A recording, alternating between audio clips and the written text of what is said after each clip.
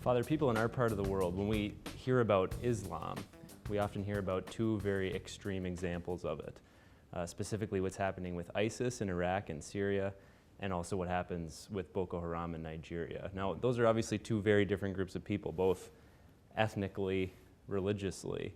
What are the main differences that we need to acknowledge when we're talking about those groups of people, but also what are the similarities in the way that Islam is expressed by those groups of people? Well, they're both Sunni Muslims, and recently Boko Haram has declared its allegiance to ISIS. So what that means, since they're rather distant from each other, there is an in-between branch apparently in Libya, but I think what the main connection is through the internet.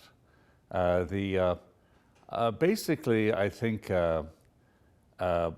Boko Haram's situation is it arises out of Nigeria's neglect of its northeast. The northeast is not a center or a source of anything that the market needs. But also, I think Boko Haram has some connection with a somewhat fanatic movement that rose, well, for the last time, basically in the 1980s, the early 1980s. A lot of it was appeal to people who were not adequately educated to participate in the modern economy, people who had spent their childhood in Quran schools, had learned to recite the Quran, but could not get a job doing anything except be a night watchman. And that's the situation there. The situation of ISIS in Iraq and Syria is precisely the disenfranchisement of the Sunni Arabs, both in Syria, where 70% of the population and where the Alawi government has ignored them for years, and in Iraq, where the Sunni Arabs are 20% of the population. The Sunni Kurds are another 20%, but they're at each other's throats. And the Shiites have come to dominate what was once the capital of the Sunni Caliphate, Baghdad. We were speaking about the Western world's approach to Islam and specifically politically, what that looks like.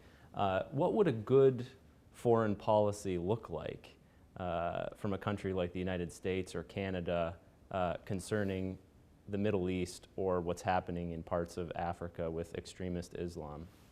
The reform of education in all these areas, better education for everybody, education that will lead people to employment, that will lead people to a more rational understanding of each other, of their faith traditions.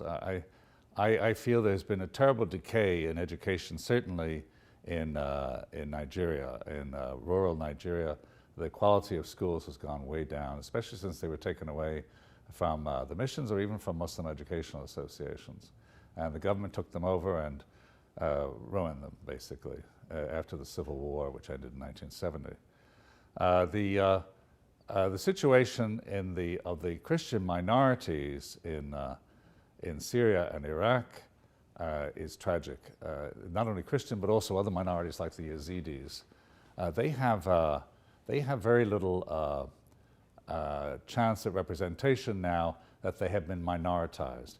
In the old Ottoman Empire, every minority had its head of its community, not a geographical head, but a sort of spiritual head who could get to the court of the Sultan and complain, or to the local governor more likely, and to complain about mistreatment.